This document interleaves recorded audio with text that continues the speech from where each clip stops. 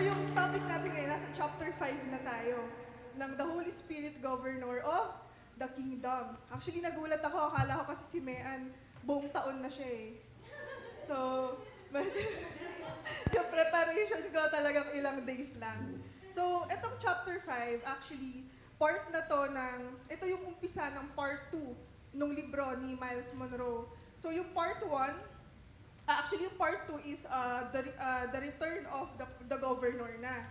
Yung part 1, ang tawag doon is the program of celestial expansion. So, yung chapter 5, tinatawag din siyang the rebirth of the kingdom. I-recap lang po natin ng konti yung part 1. And yun na rin po yung magiging introduction natin sa ating topic ngayon. So, medyo madami text-heavy siya dahil sinamarize ko yung shinare ng 4 na nagagandahang teachers. So, pwede nyo i-scan. Bigyan ko kayo ng 15 seconds para i-scan and para sabayan nyo rin ako. Parang kumbaga digital handouts to eh. Tungkol doon sa part 1. So, magbibilang ako. 15, 14, 13.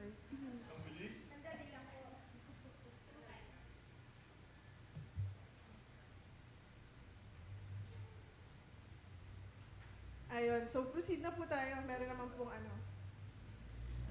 So, una, sabi, the King of the eternal and invisible kingdom desired to extend his own nature and influence to the physical realm of earth, which he had created.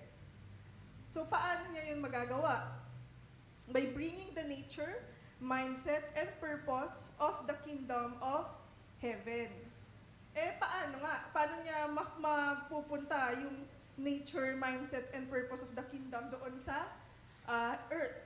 So, by bringing to earth someone with the same nature, the Spirit of God. So, kung maalala nyo, no, kung paano nakakolonize ang isang bansa. So, yung dati yung Spain, nung gusto niyang i-colonize yung Pilipinas, nagpadala siya ng gobernador general. Yung gobernador general na yon, galing na rin siya sa Spain. So, bit-bit niya yung kultura, yung sistema ng Espanya. To influence, kung naalala niyo yung topic ni Ate Cherry about yung influence, di ba? Importante rin kasi yon. So, sabi rito, the Holy Spirit, kaya yung Holy Spirit yung pinadala, the Holy Spirit knew the kingdom and understand the heart, mind, desires, will, and intent of the king in carrying out the kingdom's purposes in the colony. So, siya yung alam niya kung ano yung gusto ng king. Dala-dala rin niya. And dahil taga doon na siya sa home country, mas madali sa kanya to influence or to lead yung local governor naman or yung vice governor. So, sino ba tong vice governor? Sabi ni Lord, let us make man in our own image and likeness, and let them rule or have dominion. So, ito na yung topic ni Ate Grace. Sabi niya, when the king gave Adam and Eve the authority to have dominion, or yung man as local governors, kasi yung si Adam and Eve, sila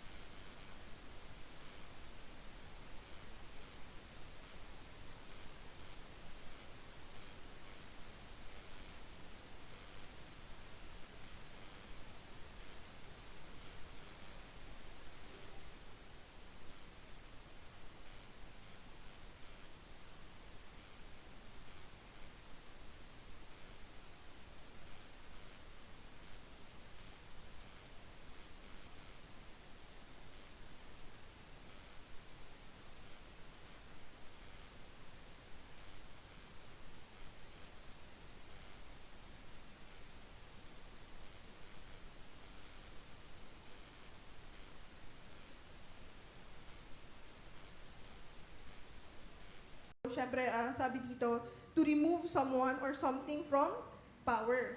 So yung naging strategy niya is yung i-detach or i-destroy or i-cut yung relationship ng hari sa kanyang anak, which is tayo. So, alam niyo na yung nangyari doon, di ba? Sinabi niya kay Eva na, totoo ba na pag kinain mo yan, mamamatay ka? In-instill niya sa heart and mind nila yung doubt. Alam mo yon? Kasi pag nagda-doubt ka na doon sa authority mo, nagre-rebelde ka na eh. Diba? Yung rebelde kasi yung di na siya naniniwala doon sa kung anong sinasabi ng authority. Hindi na siya nag-under doon sa authority. Kaya nagkasala sila. So sabi dito, sin, sabi rin ni Pastor Joan, yung sin hindi lang siya, ibig sabihin na you miss the mark. Pero sabi dito, sin is rebellion against the essential nature and authority of the heavenly government. The fall of Adam was the declaration of independence from the kingdom of God. Parang, nung nagkasala siya, parang niya nang sinabi na, hindi na ako under authority ng Lord. Hindi na ako makikinig sa guidance ng Holy Spirit. Parang ganun yung nangyari. And dahil nagkasala sila, nawala yung purity sa kanila.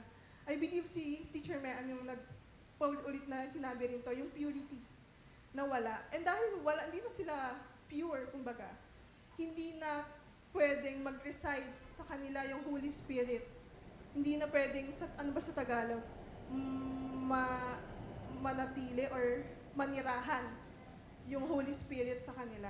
And dahil doon, ni-recall yung Holy Spirit na item number 11. Adam and Eve lost their essential source of life as human beings. Sabi dito, the loss of the governor means the loss of the environment of the kingdom on earth. Since the Holy Spirit was the evidence of the presence of the kingdom, His absence meant the absence of the kingdom presence. So dahil wala na yung Holy Spirit, wala na rin yung influence ng home country. Yung tao, tumigil na siya from learning the culture ng kingdom of heaven. Anong culture na? Dahil si Satan na yung governor nila, yung culture na na-adapt na nila is yung culture of darkness and death. So nakalagay dito yung dun sa illustration, putol na, wala na yung bridge. No Holy Spirit, no link to the kingdom of God. Pero, sabi dito, after humanity rebelled against the authority of the heavenly government, the king immediately promised to restore the government to his children. So, paano niya yun ginawa? So, ito na yung introduction ko sa aking topic. The king's plan was to send an offspring to be born in the colony who would crush the power of the realm of darkness, take back the kingdom authority that was stolen, and restore power and authority to those to whom it was first given sa atin. So, yun yung naging plano ng Lord. So, ito na yung the rebirth of the kingdom. Kasi di ba nawala? So, ito na. Sabi dito, the king's goal was to cause his children to be integrated, set apart, and devoted to him, so that his spirit could live within them once more. This would be the work of the offspring, the one called the Messiah by the prophets. Yung offspring, first mentioned to sa Genesis 3. And itong plano na ito, itong goal na ito, nami-mention din to ng mga prophets na sila Isaiah, Malachi, na sinasabi nila na itong ipapadalang offspring, siya rin yung hari. Ito yung sinishare ni Mean. Sinare ni Mean, yung Old Testament emphasizes the return of the coming king. New Testament reveals the rebirth of the kingdom on earth through Jesus' arrival. So sabi rin, the rebirth of the kingdom signified the recolonization of earth. Actually, sa history, sa human history, parang wala akong naaalalang country na nag-declare na ng independence na sinakop ulit.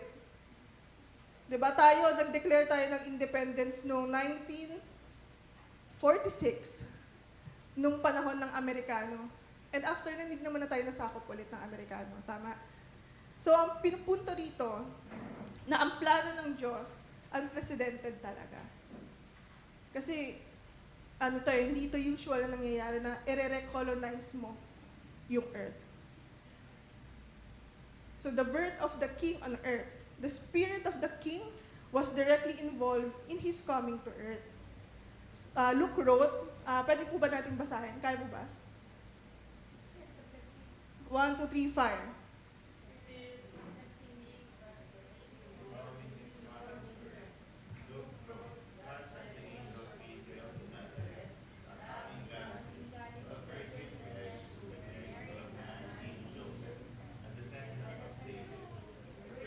Name was Mary. The angel went to her and said, "Greetings, you who are highly favored." So, okay na po yan. So, sinabi, highly favored, no? Pag sinabi mong, this statement shows us that Mary was yielded to the heavenly government and the purpose of the king. And this is why she was chosen for this crucial assignment in the intervention of the heavenly kingdom on earth. So, ano yung sinagot ni Mary?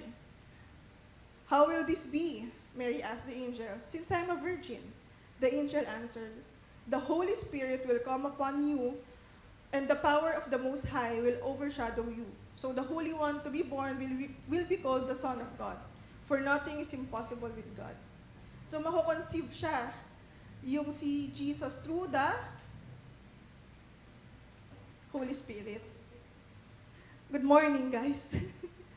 So, ang sagot ni Mary, "I am the Lord's servant. May it to be me as you have said." So yung sinabi niya na I am the Lord's servant, evidence din to ng submission ni Mary sa heavenly government. Okay? So in this passage is a fact of vital significance. The Spirit of God conceived God the Son, or yung King Son, whose earthly name was Jesus in the womb of Mary.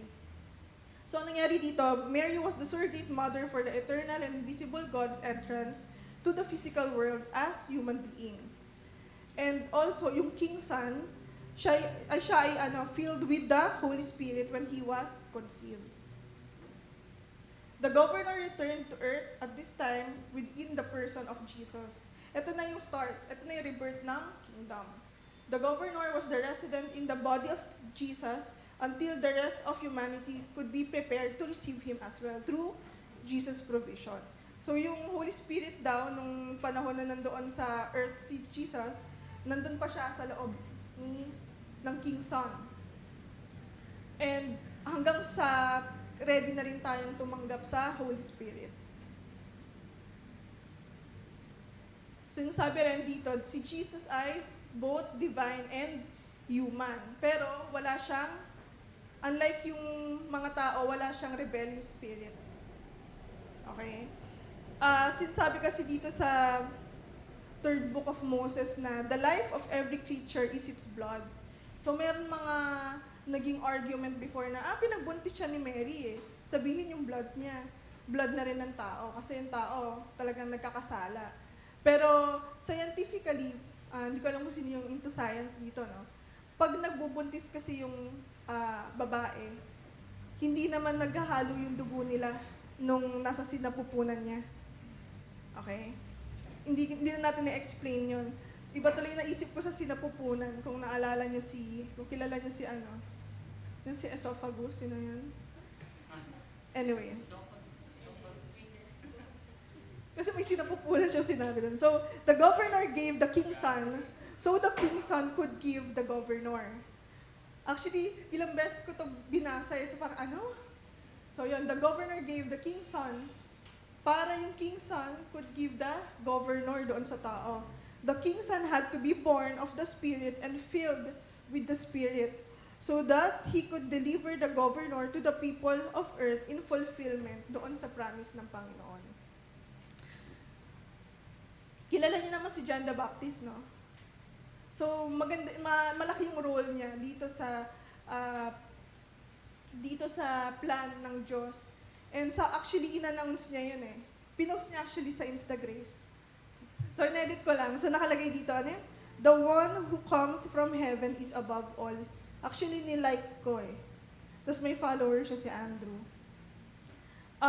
Sabi niya, for the one whom God has sent speaks the words of God. For God gives the Spirit without limit. And He will baptize you with the Holy Spirit and with fire. Yung baptism with the Holy Spirit and with fire, i-discuss natin to next week. Pero, yun, ito yung sinabi ni John the Baptist.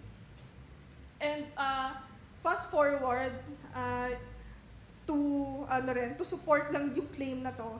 Actually, sinabi ni Jesus sa disciple niya, if you love me, you will obey what I command. And I will ask the Father, and He will give you another counselor to be with you forever. Sino yun? Spirit of truth.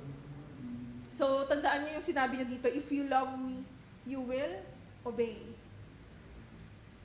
Okay? So, importante, mahal natin Panginoon, sumusunod tayo sa Kanya. And may ibibigay sa atin ng Panginoon. Another counselor. Diba? Na makakasama natin forever. So, mababasa niyo po ba? Sorry. Hindi. Sige, basahin po natin. 1, 2, 3, fire.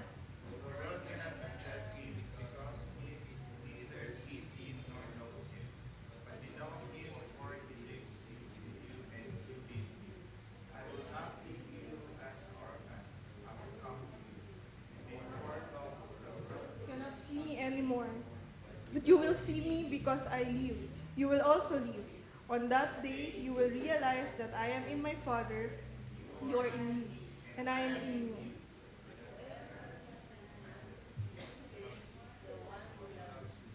And will be loved by my Father, and I too will love them and show myself to them. So sinabi nga dito, if you love, you will obey. And yung world dito, ito yung mga unbelievers Sa context na to, yung unbelieving and fallen human condition. So sabi dito, Jesus promised the Holy Spirit would come. So John 14:16.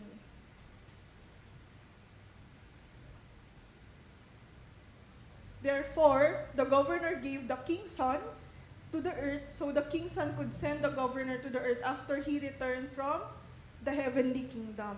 I-discuss din natin yung kasi maraming mga naging argument na sino bang nauna? Holy Spirit o si Jesus? Or bakit kailangan umalis ni Jesus para dun sa Holy Spirit? Hindi ba pwedeng pareho? May mga ganong argument. So, later on as we discuss tong topic na to, may intindihan natin. So, inuulit dito, sabi dito, for the one whom God has sent speaks the words of God. For God gives the Spirit without limit. Limitless Spirit ito. Ito, Holy Spirit. Itong passage na rin na ito ito yung first time na may tao na merong Holy Spirit sa kanya. After nung before magkasala si Adam and Eve. And dahil pure, saan sabi dito, the king's son was not only filled with the Spirit at his conception, but he continued to be filled with the Spirit throughout his entire lifetime. So nag-post ulit si John the Baptist, sabi niya, at the moment, #baptism, #new followers, #thank you po Lord. In preparation doon sa ministry ng Lord, ni Jesus, si John the Baptist, nagbabaptize siya. He had been baptizing people who desired to be realigned with the kingdom. So, hindi ko lang ito basta-basta in-edit na Instagram post. So, gusto kong maalala nyo lang na pag nabaptize ka, for example, yung nagbaptize sa'yo, nagiging new follower ka nun. Nire-realign mo kasi yung teachings niya doon sa nagiging pamumuhay mo. Okay? So, kaya yan, #baptism, #new followers. So, dumami naman yung followers niyo dyan. So, yun. Basahin lang po natin to. 1, 2, 3, 5. Kaya ba? Okay, ako na. Then, just before Jesus began his public ministry, he also went to John for baptism. The next day, John saw Jesus coming toward him and said, "Look, the Lamb of God who takes away the sin of the world. This is the one I meant when I said, a man who comes after me has surpassed me because he was before me. I myself did not know him, but the reason I came baptizing with water was that he might be revealed to Israel. Then John gave this testimony. I saw the Spirit come down from heaven as a dove and remain on him. I would not have known him except that the one who sent me to baptize with water told me, the man on whom you see the Spirit come down and remain is he who will baptize with the Holy Spirit. So just before, actually bago talaga inumpisahan ni Jesus yung ministry niya, nagpabaptize siya kay John. So sabihin lang natin yung mga ilang statement ni John the Baptist. So sabi niya, he was the one who would take away the sin of the world. Sabi niya, making it possible for the citizens to be fully aligned with the heavenly kingdom. The Spirit came down from heaven and remained on him. Jesus had the total sanction of the King Father, and he was the Son of God. He came directly from the King Father and was one with him. Balikan natin, no, si Jesus, both divine and human siya. And sabi sa John 1 verse 1, the Word became flesh. In the beginning was the Word, and the Word was with God, and the Word was God. So God the Father is the King. King Son is the King who came in human form. Christ's mission was to restore. Kung bakit in human form, sabi niya, Christ's mission was to restore holiness to men and women so they could again be suitable environment for the Holy Spirit to dwell in. So ang naging mission niya talaga is i-prepare tayo, ma-purify tayo ulit para maging suitable environment for the Holy Spirit. And yun yung magiging restoration ng government, ng governor. And magagawa niya lang talaga to kung siya ay magkakatawang tao. Okay po. So Jesus was the fulfillment of the King's plan to send His Son to earth to restore the heavenly government. Naiba po ata ang font ko eh. Jesus began His ministry by saying, the time has come, the kingdom of heaven is near. Ano ba yung time na to? Sabi dito, the day of the Lord. The day of the Lord, or the era when the King's Son would come to earth to restore the governor to humanity. So ito na yung era of the King on earth. So ano ba yung purpose and nature nito? The reconciliation of the earth's inhabitants to the King Father, so that it was possible once more for human beings to be His children, para maging citizen ulit tayo ng kingdom of God. The reign of heaven returning to earth through the governor's presence and power operating in the lives of the King's children. So sabi, through Jesus, human beings can be restored as vice governors in the world.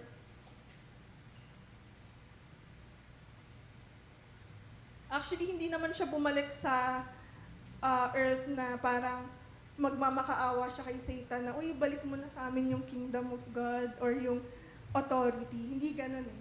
So mindset niya talaga, puputulin niya kung ano man yung connection natin doon sa new governor, and ipe-prepare niya tayo sa pagbabalik ng Holy Spirit para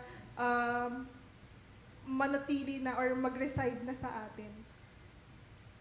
So yung sabi dito ni Paul, Jesus is the second Adam. So the King's Son came to fulfill what the first Adam had failed to do. He lived a life in total harmony with the King Father, His kingdom, and the kingdom's purposes on earth. Jesus taught His disciples to pray, actually.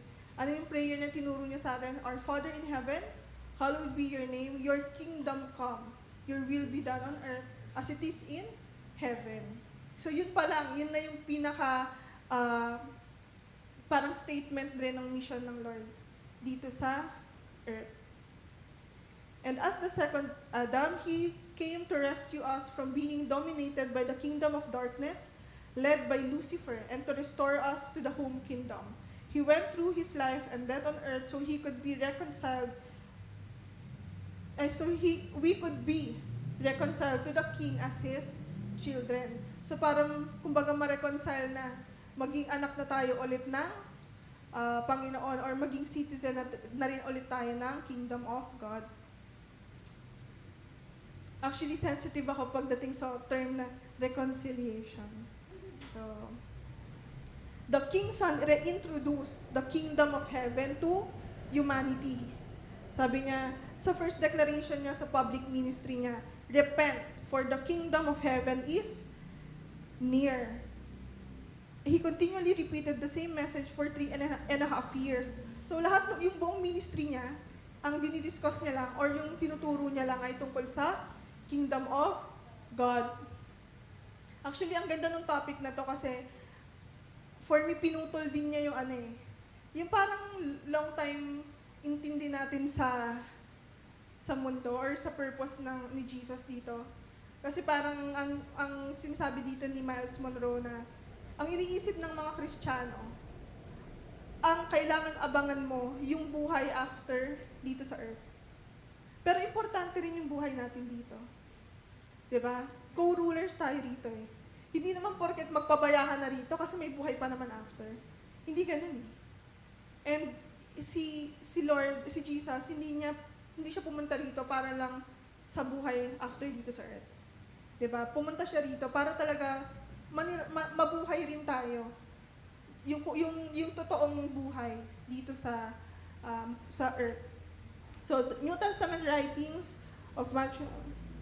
Ayun, so ito nga yung sa lahat ng mga writings nila, ito lang din talaga yung topic ni Jesus. So, sinabi rito, minsan ginagamit niya yung term na kingdom of God, or minsan naman yung kingdom of heaven. So, ano ba yung difference nun? So, pag sinabi mong kingdom of heaven, lugar yun. Yun yung home country. Doon nakatira si God the Father. Yung kingdom of God, yun yung influence. Kasi yun naman yung desire ng Lord eh. Yung influence and culture, yung nature ng kingdom of heaven, kingdom of God, mapupunta sa earth. Importante na alam natin yung difference nito para mas maintindihan natin. Okay, ako na lang ulit magbabasa, no? Actually, ano lang to, simple lang to. Ito na yung tinry. Alam niya kasi na lalabanan siya ni Jesus. So, tinry niya i-tempt yung temptation. Tinry niya na lituhin si Jesus dun sa kingdom of earth, sa kingdom of heaven. Alam mo yun? Sa kingdom of God. Pero, ano yung sinagot ng Lord dito, ni Jesus? Sabi niya, nirebuke niya with the words of the King Father, which were first given to the, sabi niya? Away from me, Satan, for it is written, worship the Lord your God and serve Him only. Then the devil left him. So, importante na pag tayo, nasa sitwasyon din tayo na ganito, may temptation, or mahirap na sitwasyon, ang talagang panlaban natin, gaya ng pinanlaban dito ni Jesus, is yung word ng Lord. Okay? Importante yun na ma-apply din natin sa buhay natin. Ngayon ang tanong, bakit pa siya nagpabaptize kay John the Baptist? May mga gantong argument na, di ba Diyos siya? Bakit kailangan niya pang mabaptize? So, meron bang may idea? Kung bakit kailangan mabaptize siya or bakit pa siya nabaptize? So, sige. Sabi dito, baptism into the kingdom philosophy. Para pag nabaptize daw kasi yung tao, sinisignal niya na ina-align niya na yung thoughts and actions niya with his master teacher. Kaya yung kanina, di ba, yung parang sinasabi ko, new follower. Kung sino yung nag-baptize sa'yo, siya yung nagiging master mo. Kung ano yung paniniwala niya tungkol sa buhay, kung ano yung teachings niya, ina-align mo na yung buhay mo doon. So, yung baptism ni Jesus, parang ina-align na niya yung buhay niya doon sa kingdom philosophy na sinasabi nga po ni John the Baptist. Kasi nung panahon nila, ayun nga, may mga teachers, rabbis, and groups na parang binabaptize nila yung mga follower nila. So sa context na to, yun nga, in this context meant you were publicly declaring you believe in a particular teacher and his philosophy. Di ba nung nabaptize din tayo, parang sinasabi natin, ano yung hashtag nga natin before, version 2.0. Nagre-repent ka na, tinatalikuran mo na sa turo ng Panginoon. So, yung baptism ni John the Baptist, ang tinatawag din siya na baptism of repentance.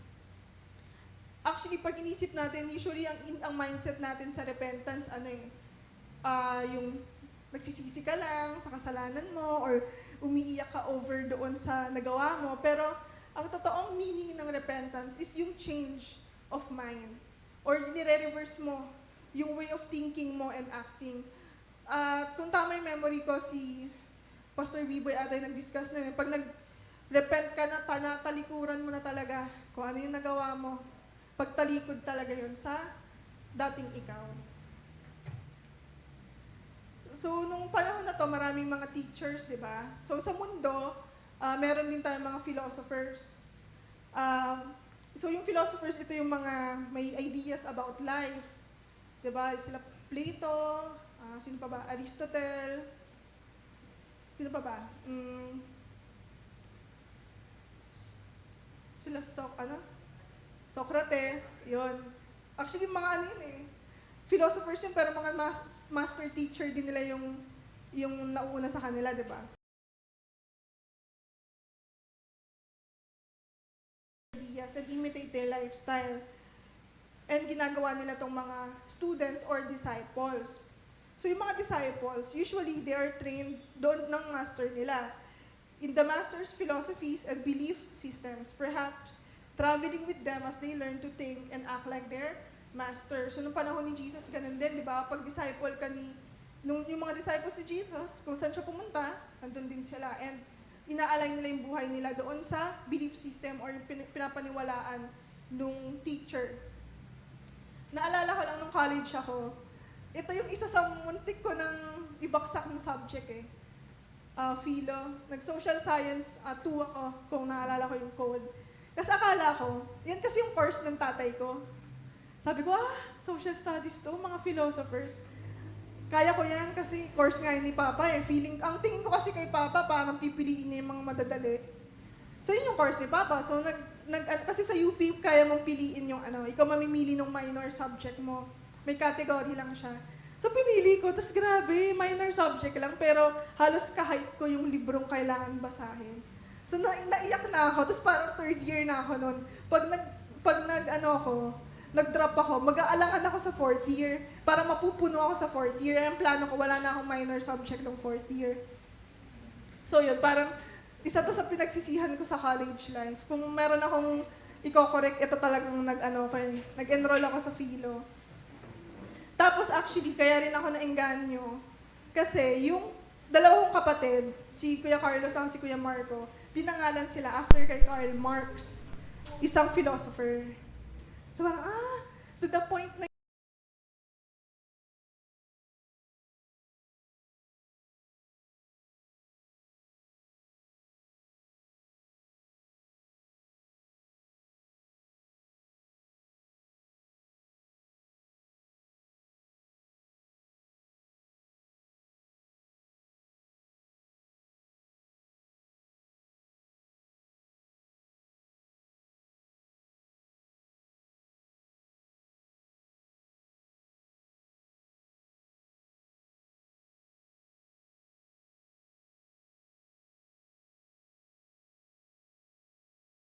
you are baptized, you are saying you are changing your way of living and sumusunod ka or ina-align mo doon sa kung sino nag-baptize sa'yo, doon sa master mo. And sinasabi rin dito, Jesus is the master teacher. The kingdom is the embodiment of His teaching. Ano ba yung ibig sabihin ng embodiment? Ito yung tangible, ito yung visible form nung teaching niya, yung kingdom. So, pag-aaralan natin kung ano yung significance nung nung nagpabaptize. Siyempre, to explain, bago mag-start yung ministry ni Jesus, nagpabaptize siya kay John the Baptist. Kasi si John the Baptist, siya yung parang herald. Ano ba yung herald? Siya yung, alam mo yung nagsasabi ng, andyan na yung hari, andyan na yung reyna. Siya yon. Siya yung prophet kasi na nagsasabi about sa Messiah. Kaya talagang nagpabaptize si Jesus sa kanya to say na naka-align. Siya yung, parang confirmation na siya yung Messiah. Yun yung ibig sabihin nung, and yung significance ng ni Jesus. Di ba ano ba yung laro ng bata? Yung sasara ang bulaklak, bubuka ang dadaan ng reyna. Sinasabi talaga yun. Every time na pumapasok yung reyna or yung hari, kailangan sinasabi yun. So si John the Baptist, lahat ng mga statements na sinabi niya, yung baptism mismo, yun yung parang announcement na dadating na ang hari, dadating na ang King Son. So next week sana ma-apply nyo, no? Pag dadating na ako rito.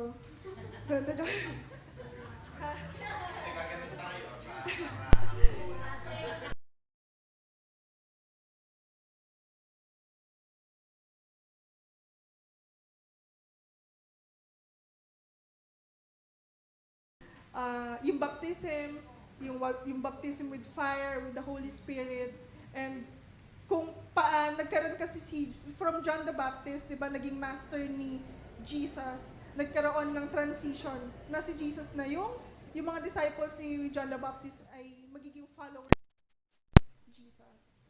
So, yun lang po. Thank you po, Lord.